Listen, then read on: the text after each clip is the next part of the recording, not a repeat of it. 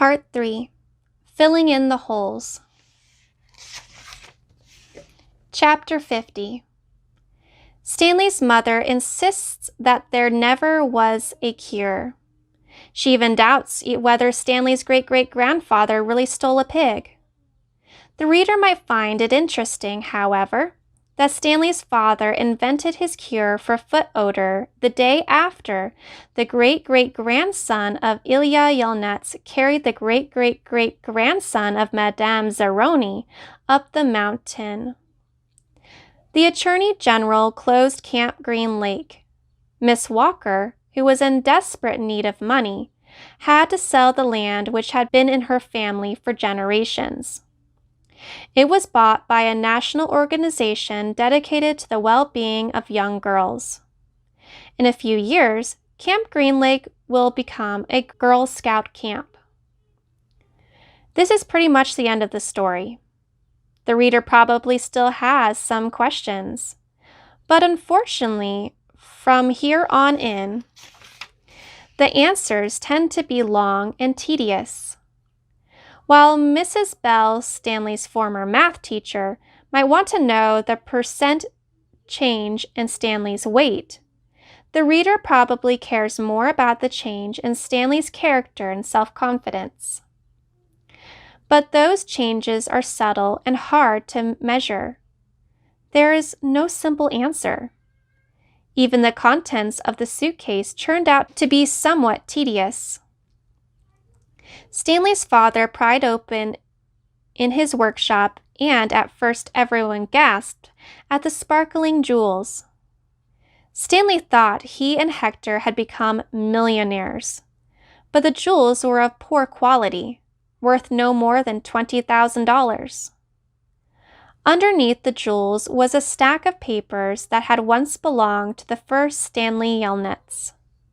These consisted of stock certificates, deeds of trust, and promissory notes.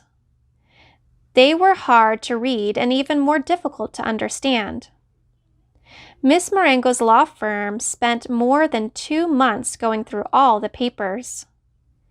They turned out to be a lot more valuable than the jewels.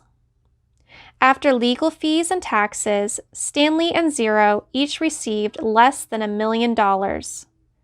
But not a lot less.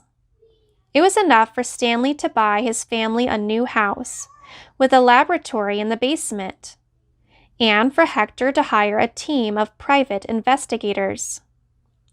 But it would be boring to go through all the tedious details of all the changes in their lives.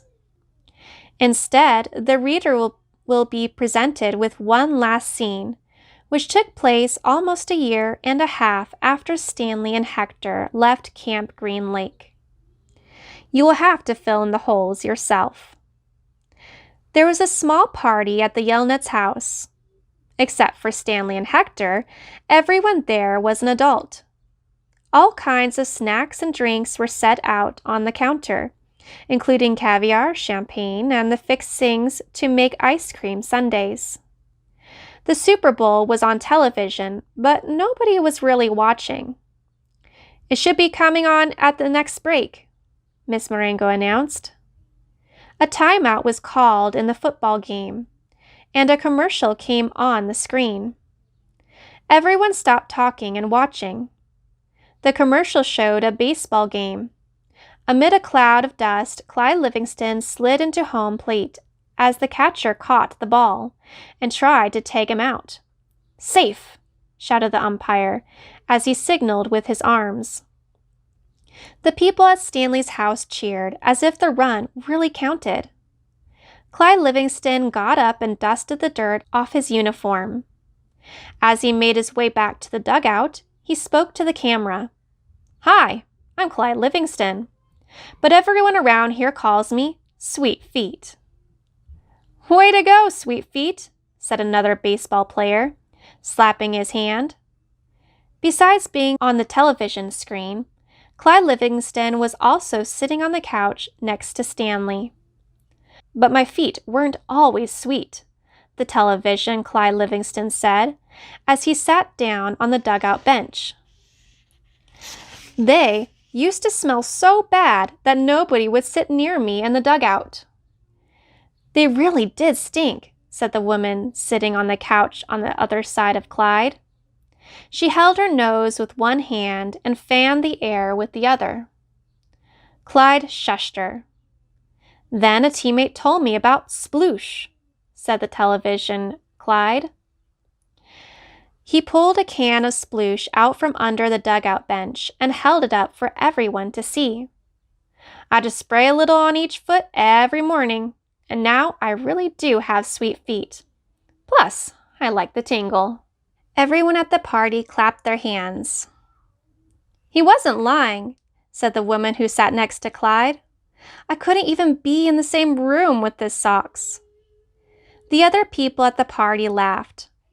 The woman continued, "I'm not joking. It was so bad." "You've made your point," said Clyde, covering her mouth with his hand. He looked back at Stanley.